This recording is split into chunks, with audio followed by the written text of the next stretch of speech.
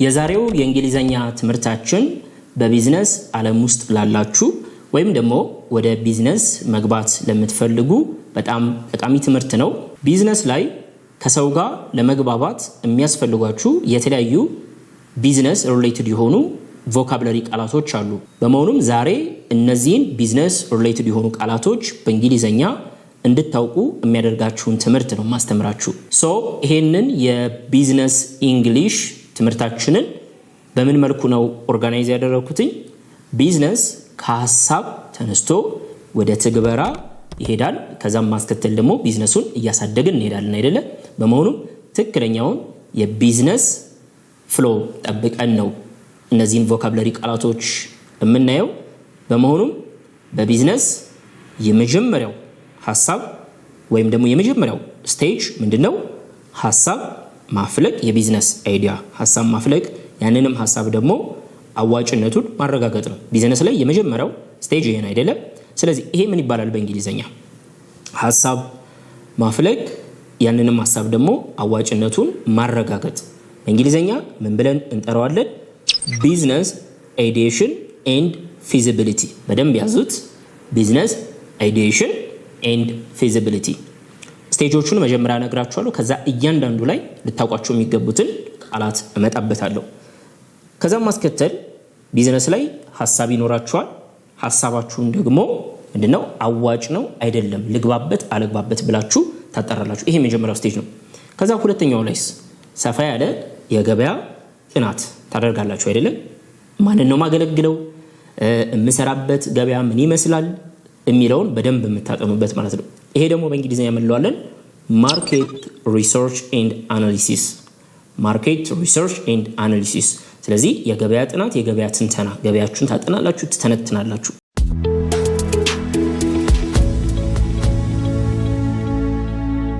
የዛሬው የእንግሊዝኛ ትምህርታችን በቢዝነስ ዓለም ውስጥ ላላችሁ ወይም ደግሞ ወደ ቢዝነስ መግባት ለምትፈልጉ በሙሉ በጣም ጠቃሚ ትምህርት ነው። ቢዝነስ ላይ እንድንግባባ የሚያደርጉን የግድ መታወቅ ያለባቸው ቃላቶች አሉ። በመሆኑም የዛሬው ትምህርታችን ከቢዝነስ ጋር ሪሌትድ የሆኑ ቮካብለሪዎችን እንድታውቁ ማድረግ ይሆናል ማለት ነው። ቢዝነስን እንደምታውቁት ከመጀመሪያው ስቴጅ አንስተን ምን ማለት ነው? የቢዝነስ አይዲያ ሐሳብ ከማፍለቅ አንስቶ ቢዝነሳችንን ገንብተን ቢዝነሳችንን የምናሳድግበት የራሱ የሆነ ፓዝ መንገድ አለው። ይሄንን ተከትለን እያንዳንዱ ስቴጅ ላይ ምን አይነት ቮካብለሪዎችን ልናውቅ ይገባል የሚለውን ጄነራል የሆነ ቮካብለሪ ትምህርት የምሰጣችሁ ይሆናል ማለት ነው። ቢዝነስ ላይ በተለያየ መልኩ ስቴጆቹ ሊከፋፈሉ ይችላሉ። እኛ 7 አድርገን ያለን መጀመሪያ ላይ 7ቱ ምን ናቸው? ከዛ ደግሞ ተራ በየተራ እያንዳንዱ ላይ እየገባን ያለን። የመጀመሪያው ቢዝነስ ላይ የሚመጣው ነገር ምንድነው? የቢዝነስ ሐሳብ ማፍለቅ፣ ያንን ሐሳብ ደግሞ አዋጭ ነው አይደለም፣ ልግባበት አልግባበት ብሎ ምንድነው አዋጭነቱን ማጥናት። ስለዚህ ሐሳብ ማፍለቅና አዋጭነትን ማጥናት የመጀመሪያው የቢዝነስ ስቴጅ ቢሆን በእንግሊዘኛ ይሄ ስቴጅ ምን ይባላል? ይሄ በእንግሊዘኛ ቢዝነስ አይዲዬሽን ኤንድ ፊዚቢሊቲ ብላችሁ ያዙ። ቢዝነስ አይዲዬሽን ኤንድ ፊዚቢሊቲ። ቢዝነስ አይዲዬሽን አይዲያ የማፍለቅ አይዲያውን ወረቀት ላይ የማስፈር ሂደቱ ቢዝነስ አይዲዬሽን ብላችሁ መያዝ ትችላላችሁ። ፊዚቢሊቲ አዋጭነት ማለት ነው። ፊዚብል ነው ወይስ አይደለም? ቢዝነስ አይዲዬሽን ኤንድ ፊዚቢሊቲ የመጀመሪያው ስቴጃችን ይሆናል። ከዛስ ምንድነው የምታደርጉት? ልትገቡበት ያሰባችሁትን ገበያ ማጥናት፣ መተንተን፣ ደንበኞቻችሁን ማወቅ፣ ስለ ደንበኞቻችሁ መረጃ መሰብሰብ። ይሄ የገበያ ጥናት የምንለው ነው። ሁለተኛው ስቴጅ በእንግሊዝኛ ምን ይባላል? ማርኬት ሪሰርች ኤንድ አናሊሲስ። ማርኬት ሪሰርች ኤንድ አናሊሲስ ሁለተኛው ስቴጃችን ይሆናል ማለት ነው። ኦኬ፣ ወደ ሶስተኛው እንለፍ። ከዛስ ምን እናደርጋለን? እቅድ እናወጣለን። ወደ ቢዝነሱ እንዴት እንግባ? እቅድ እናወጣለን፣ ስትራቴጂ እንነድፋለን። ይሄኛውን ስቴጅ ምን ብላችሁ መጥራት ትችላላችሁ?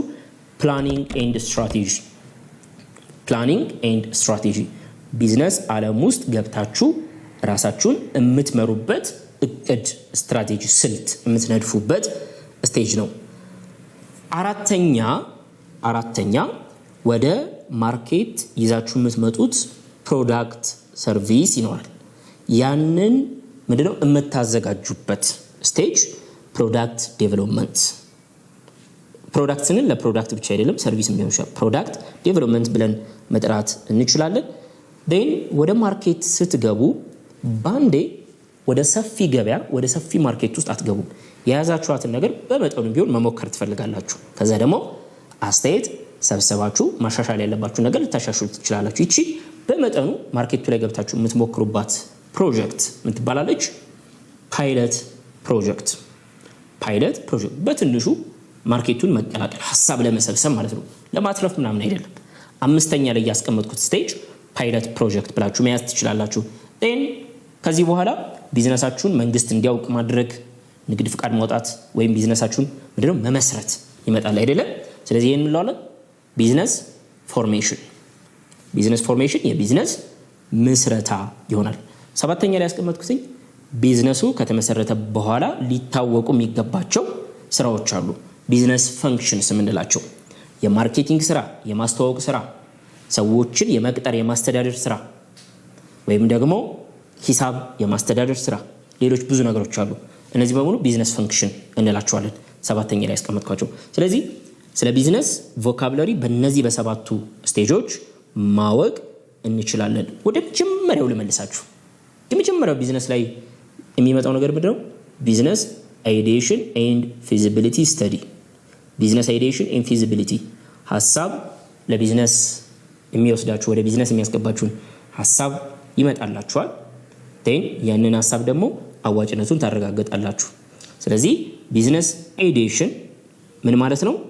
ጀነሬቲንግ ኤንድ ዴቨሎፒንግ ኒው ቢዝነስ አይዲያስ።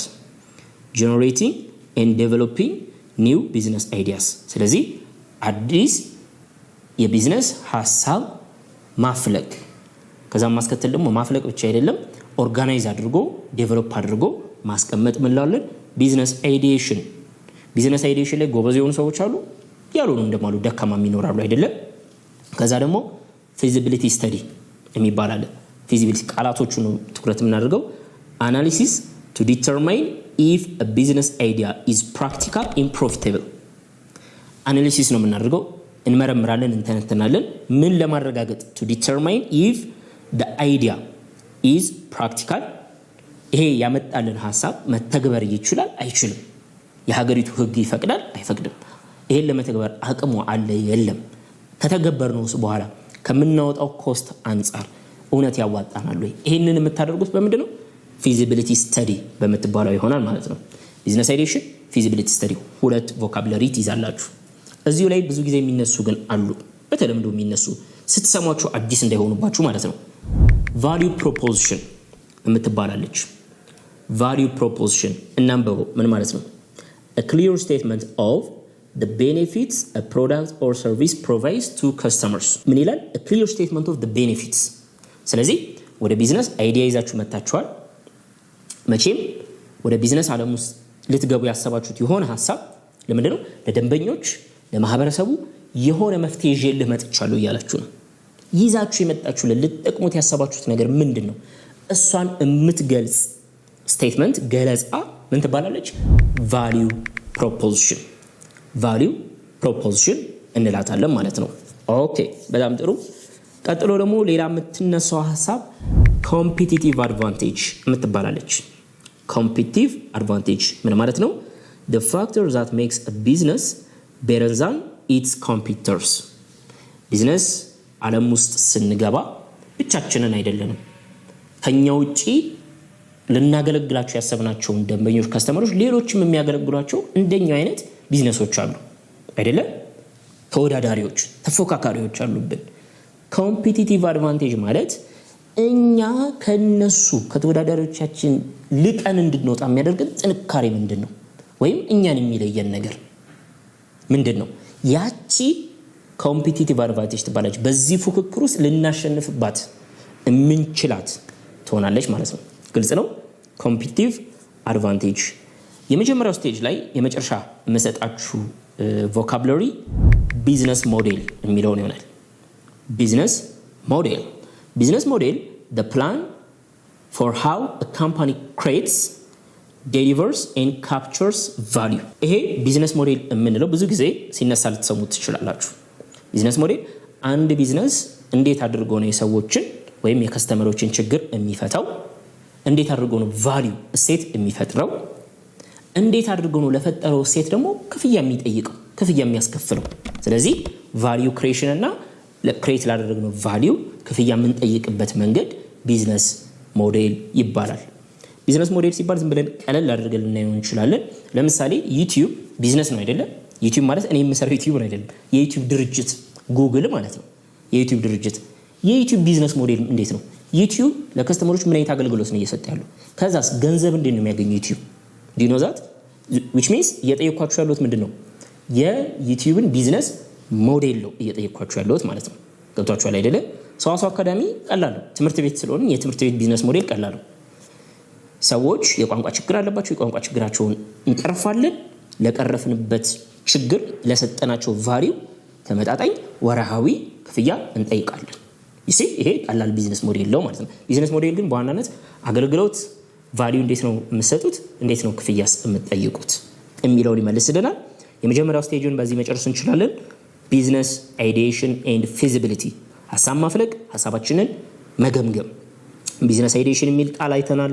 ፊዚቢሊቲ ስተዲ፣ ቫልዩ ፕሮፖዚሽን፣ ኮምፒቲቲቭ አድቫንቴጅ፣ ቢዝነስ ሞዴል። እነዚህን ትይዙልኛላችሁ። ወደ ሁለተኛው እንለፍ አይደለም? ሁለተኛ ላይ ማን እናገኛለን? ማርኬት ሪሰርች ኤንድ አናሊሲስ። ማርኬት ሪሰርች ኤንድ አናሊሲስ። ስለዚህ አሁን አይዲያችንን ይዘናል። አይዲያችን ያዋጣል አያዋጣም የሚለውን ቼክ አድርገናል። ቀጥሎ የምንገባበትን ገበያ ማወቅ አለብን። ቀጥሎ የምናገለግለውን ከስተመር ማን ነው፣ የት ነው የሚገኘው፣ የት ነው የሚኖረው፣ ስለምናገለግለው ከስተመር ጠለቅ ያለ እውቀት ሊኖረን ይገባል። ይሄንን ማድረግ የምትችሉት በገበያ ጥናት ማርኬት ሪሰርች ኤንድ አናሊሲስ በሚባለው የቢዝነስ ስቴጅ ይሆናል ማለት ነው። እዚህ ውስጥ የምናነሳቸው የተለያዩ ቃላቶች አሉ። ማርኬት ሪሰርች የምትለው አንድ ቃል ነች። ማርኬት አናሊሲስ ሌላ ይሆናል። ማርኬት ሪሰርች collecting information about customers, competitors and the market። ስለ ደንበኛችሁ፣ ስለ ተወዳዳሪዎቻችሁ እና ስለ ገበያው መረጃ የምትሰበስቡበት ነው። በደንብ እንዳልገባ የቢዝነስ ትምህርት ስላልሆነ ነው። ማርኬት አናሊሲስ ደግሞ ምን ይላል? study of market trends, size and competition to guide decisions። ስለዚህ ቅድም መረጃ ሰብስባችኋል።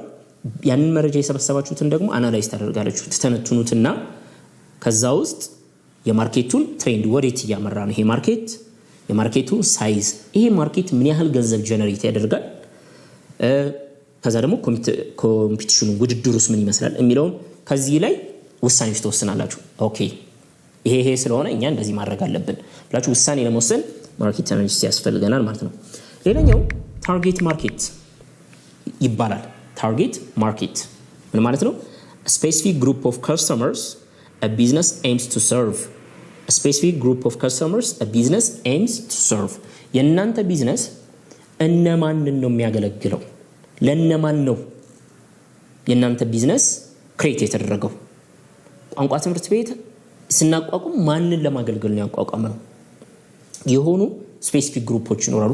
ሁሉንም ልናገለግል አንችልም። ስለዚህ ያ የምታገለግሉት ግሩፕ ታርጌት ማርኬት ብላችሁ ያዙት።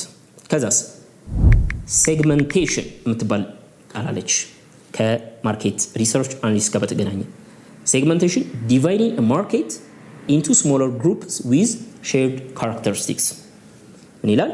ዲቫይዲንግ a market into smaller groups with shared characteristics። ስለዚህ የምናገለግለው ይሄንን ነው ብለን የሆኑ ሰዎች ያሉበትን ግሩፕ ታርጌት ማርኬት አለን።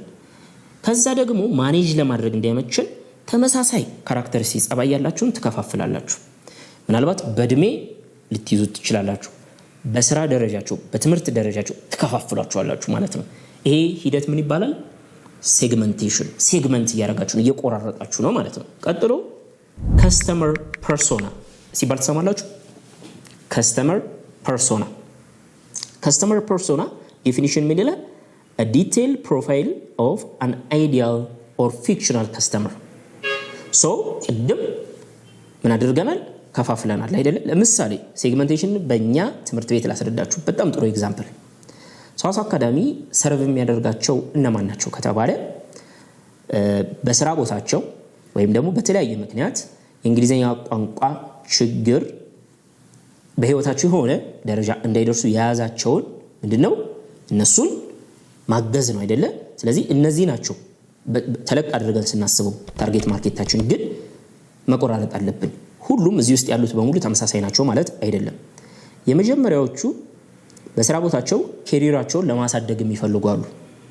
በስራ ቦታቸው ምንድነው ፕሮሞት የስራ እድገት ማግኘት የሚፈልጉ አሉ።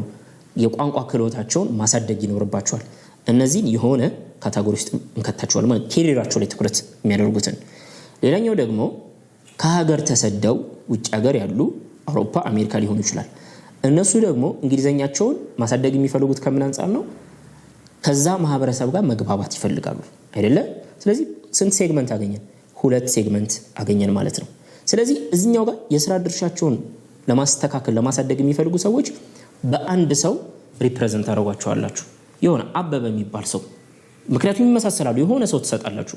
ለአበበ ስም ትሰጡታላችሁ። እናንተ ደስ ያላችሁ አበበ ብያለሁ። ከዛ ማስከተል ደግሞ እድሜውን ተወስናላችሁ።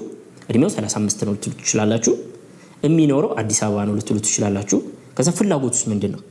ከዛ ደግሞ ሲገዛ ባየር ቢሄቪየር ምንለው አለ አይደለ?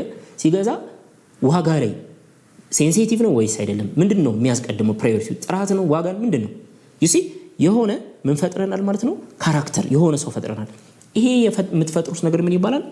ከስተመር ፐርሶና እንለዋለን ማለት ነው። ከዛ ማስከተል SWOT አናሊሲስ እንለዋለን። SWOT አናሊሲስ ራሳችሁን የምትገመግሙበት ያላችሁበትን ቦታ የምትገመግሙበት ነው። strengths SWOT means ምን ማለት ነው? S strengths አይደለ? W weakness ከዛ ደግሞ opportunity trait። ስለዚህ ጥንካሬያችሁን ድክመታችሁን ያለውን ገበያው ላይ ያለውን እድል ገበያው ላይ ያንዣበበውን አደጋ እነዚህን በሙሉ ታያላችሁ ማለት ነው። እቅድ ስታወጡ እነዚህ ላይ ተመስርታችሁ ስለሚሆን ማለት ነው። ስለዚህ ማርኬት ሪሰርች ኤንድ አናሊሲስ ላይ እነዚህ ካየን ይበቃናል። ከዚህ በላይ ከሄድን በጣም ዲፕ ይሆንብናል። ሶስተኛ ስቴጅ ላይ ማርኬታችሁን አጠናችሁ አሁን እቅድ ልታወጡ ነው። ስለዚህ ሶስተኛ ስቴጃችን ምን ይሆናል? ፕላኒንግ ኤንድ ስትራቴጂ። ፕላኒንግ ኤንድ ስትራቴጂ እዚህ ላይ የተለያዩ ቃላቶችን እናያለን። ይችኛው ትንሽ ሰፋ ያለች ነች። የመጀመሪያው ቪዥን። ቪዥን ብቻ አይደለም፣ ቪዥን፣ ሚሽን፣ ቫልዩስ የሚባሉ 3 ነገሮች ብዙ ጊዜ ታያላችሁ። ድርጅት ስትሄዱ ቪዥን፣ ሚሽን፣ ቫልዩስ ተብሎ ይለጠፋሉ አይደለም? ቪዥን ምንድነው? የምትሄዱበትን መንገድ ወዴት እንደምትሄዱ ማወቅ ማለት ነው አይደለም? አንድ ሀገር ቪዥነሪ ሊደር ያስፈልጋታል። አገሪቷን ወዴት እንደሚወስዳት አርቆ የሚያልም ማለት ነው። ባለ ራዕይ መሪ ያስፈልጋታል። እንደዛው ሁሉ ቢዝነስም ቪዥነሪ ሊደር ያስፈልጋል። which means vision ምን ማለት ነው ካልን long term goal describing what the business wants to achieve። ቢዝነሱ በሩቅ ሊያሳካው ሊደርስበት የፈለገው ግብ ማለት ነው ቪዥን ማለት። ሚሽን እንላለን። ሚሽን ደግሞ አሁን ምን ያደርግ ያ ቢዝነስ የአሁን ዓላማው ምን ይሆን ማለት ነው። ሚሽን explains the purpose of the business and its core activities። አሁን ላይ ይሄ ቢዝነስ የተቋቋመው ለምንድን ነው? ምን ለመፍታት ነው? አገልግሎቱ ምንድን ነው? ዓላማው ምንድን ነው? ሚሽን ይሄን ነገር ይነግረናል። ሌላኛው values core values ወይም እሴቶች የምንላቸው አንድ ድርጅት የራሱ የሆኑ values ሊኖሩት ይገባል። values ምን ማለት ነው? fundamental beliefs guiding the company's decisions። fundamental beliefs guiding the company's decisions ያ ድርጅት የማይደራደርባቸው ጉዳዮች የሚያምንባቸው ጉዳዮች ምንድን ናቸው? እዛ ድርጅት ላይ ጥራት ኳሊቲ የመጀመሪያ ፕራዮሪቲ ነው ወይስ አይደለም? እዛ ድርጅት ላይ ኮሚኒኬሽን ቫልዩ ያደርጉታል ወይስ ያደርጉትም? እነዚህ ነገሮች እኛ የምንገዛላቸው ናቸው ብለን የምናስቀምጣቸው ነገሮች በሙሉ ምንድን ናቸው? ቫልዩ። ስለዚህ እያንዳንዱ ሰራተኛ ይሄን መከተል አለበት። በቃ ድርጅታችን ላይ መፍጠር የምንፈልገው ባህል ካልቸር በእነዚህ ነው ብለን የምናስቀምጣቸው ናቸው ኮር ቫልዩስ ብለን የምንጠራቸው ማለት ነው። ከዛ ማስከተል ስትራቴጂክ ፕላን የሚባል አለ። ስትራቴጂካዊ እቅድ ይሄ ምንድነው? ዲቴይልድ ፕላን showing how the business will achieve long term goals። ወደ ቪዥናችሁ ቅድም መድረስ ፈልጋለሁ ብላችሁ ያስቀምጣችሁት ቪዥን ጋር የሚያደርሳችሁ እቅድ ማለት ነው። ያቀድ ምን ይባላል? ስትራቴጂክ ጎል። ስትራቴጂክ ጎል ውስጥ ምን ይኖራል? ስትራቴጂክ ፕላን ውስጥ ምን ይኖራል? ስትራቴጂክ ጎል። ስለዚህ ያንን ቪዥን የምታሳኩባቸው የተለያዩ ስትራቴጂክ ጎሎች ይኖራሉ ማለት ነው። ያንን ቪዥን አሳክቻለሁ ብላችሁ ለመናገር እነዚህ መዳረሻዎች መረጋገጥ አለባችሁ ብላችሁ የሚጠቁማችሁ ስትራቴጂክ ጎል ይባላሉ። ሎንግ ተርም ታርጌት አላይንድ ዊዝ ዘ ቪዥን፣ ከቪዥኑ ጋር አላይንድ የሆኑ ከዛ የማይነጠሉ መሆን ይጠበቅባቸዋል። ከዛ ማስከተል ኦፕሬሽናል ፕላንስ የምንላቸው አሉ። ኦፕሬሽናል ፕላንስ እንግዲህ ስትራቴጂክ ፕላን ለብዙ ዓመት የሚሰራ ነው። ከዛ ማስከተል ግን በዚህ ዓመት ምን እንስራ፣ በዚህ ኳርተር፣ በዚህ ወር፣ በዚህ ሳምንት ምን እንስራ ብላችሁ ይሄ ስራ ለመስራት የምንጠቀሙባቸውን እቅዶች ደግሞ ኦፕሬሽናል ፕላንስ እንላቸዋለን ማለት ነው። ሾርት ተርም ፕላንስ ፎር ዴይሊ አክቲቪቲስ ሰፖርቲንግ ስትራቴጂ፣ ያ ስትራቴጂ ወደ መሬት እንዲወርድ በየጊዜው የሚሰሩትን ስራዎች ለይተው የሚያወጡ እቅዶች ኦፕሬሽናል ፕላን እንላቸዋለን ማለት ነው። ከዛ ማስከተል ፐርፎርማንስ ሪቪው ይባላል። ፐርፎርማንስ ሪቪው ኢቫሉዌቲንግ ፕሮግረስ ቱዋርድ ጎልስ ኦር ኦብጀክቲቭስ። ስለዚህ ወደ ጎሉ ወደ አስቀመጥነው ግብ እየሄድን ነው ወይ፣ የተባሉትን ነገሮች እያሳካን ነው ወይ ብለን ፐርፎርማንሳችንን ስራችንን የምንገመገምበት ፐርፎርማንስ ሪቪው እንለዋለን ማለት ነው። ከዛ ማስከተል ኪ ፐርፎርማንስ ኢንዲኬተርስ ምን አልኩኝ? ኪ ፐርፎርማንስ ኢንዲኬተርስ ወይም KPI እምላቸዋለሁ። እነዚህንም ማወቅ ያስፈልጋል። ምን ማለት ናቸው? ሜትሪክስ ዩዝድ ቱ ሜዥር ፐርፎርማንስ፣ አንድ ስራ ወይም ያስቀመጥነው ግብ እየተሳካ ነው ወይስ አይደለም ያንን የሚጠቁሙ አመላካች መለኪያዎች ያስፈልጉናል። KPI እንላቸዋለን። ኪ ፐርፎርማንስ ኢንዲኬተር። ዩቲዩብ እየሰራን የዩቲዩብ ቻናሉ ወደ ሰብ ነው ወደ አስቀመጥንለት ግብ እየሄደ ነው አይደለም፣ በምንድን ነው የምንለካው? ቪው መለኪያ ይሆናል፣ ሰብስክራይበር መለኪያ። እነዚህ ምን ይባላሉ? ኪ ፐርፎርማንስ ኢንዲኬተር። ድርጅትም ላይ እንደዛው ነው። እሺ ድርጅትም ላይ ወደ አስቀመጥነው ግብ እየሄድን ነው ወይ ብለን የምንለካበት መለኪያዎች ያስፈልጉናል ማለት ነው። ሰፊ ነው፣ ነገር ግን ስትራቴጂ ኤንድ ፕላኒንግ ስናቅድ እነዚህ ተርሞች የሚታሰቡ ይሆናል ማለት ነው። ቢዝነስ ላይ 7 ደረጃዎች አስቀምጫለሁ። የመጀመሪያ 3ቱን ነው ቢዝነስ አይዲዬሽን ኤንድ ፊዚቢሊቲ፣ ሀሳብ ማፍለቅ፣ አዋጭነቱን ማረጋገጥ፣ ማርኬት ሪሰርች ኤንድ አናሊሲስ፣ ገበያችንን ማወቅ፣ ደንበኞቻችንን ማወቅ፣ ከዛ ደግሞ ስትራቴጂ ኤንድ ፕላኒንግ እቅድ ማውጣት። ቀጥሎ ፕሮዳክት ዴቨሎፕመንት፣ ያሰብነውን ፕሮዳክት የምናዘጋጅበት ነው። ሌሎችም ስራዎች አሉት። ከዚህ በኋላ ያሉት ሰፊ ነው። ክፍል 2 ብለን እንመጣለን። ከዚህ በኋላ ያለው ሰፊ ስለሆነ ማለት ነው። ለዛሬው የመጀመሪያውን ክፍል ነው ፕሮቫይድ ያደረኩላችሁ። ስለ ቢዝነስም ሆነ ቢዝነስ ላይ ያሉትን የቮካብለሪ እንግሊዘኛ ትምህርቶችም በደንብ ተምራችኋል ብዬ አስባለሁ። ያልገባችሁ ነገር ካለ ኮሜንት ሴክሽን ላይ ጠይቁኝ። እንግሊዘኛን ለተለያየ ፐርፐዝ መማር ትፈልጋላችሁ ብዬ አስባለሁ። ቅድም እንዳልኩትኝ ቢዝነስን መማር የሚፈልግ ተማሪ በሙሉ አላማው ተመሳሳይ አይደለም። በመሆኑም እንግሊዘኛችሁን ለማሳደግ የምትፈልጉበት አላማ ምንም ይሁን ምን እንግሊዘኛችሁን መቀየር የምትፈልጉ ከሆነ በሰዋሰው አካዳሚ መማር ትችላላችሁ። ደረጃችሁን እንለያለን። ፎከስ ማድረግ የምትፈልጉበትን የእንግሊዘኛ ኤሪያ እንለያለን። በዛ መሰረትም ለእናንተ ይጠቅማል ብለን የምናስበውን ኮርስ ሪኮመንድ አድርገናችሁ እንድትወስዱ በማድረግ እንግሊዘኛ ላይ ያስቸገሯችሁን ቻሌንጆች በሙሉ ከኛ ጋር የምንቀርፍላችሁ ይሆናል። መመዝገብ ስትፈልጉ በ0923 05 2061 መደወል ወይም ደውላችሁ ሙሉ መረጃ ማግኘት ትችላላችሁ። ቀጣይ ላይ የዚህን ፓርት 2 ይዤ እመጣለሁ። ቻው።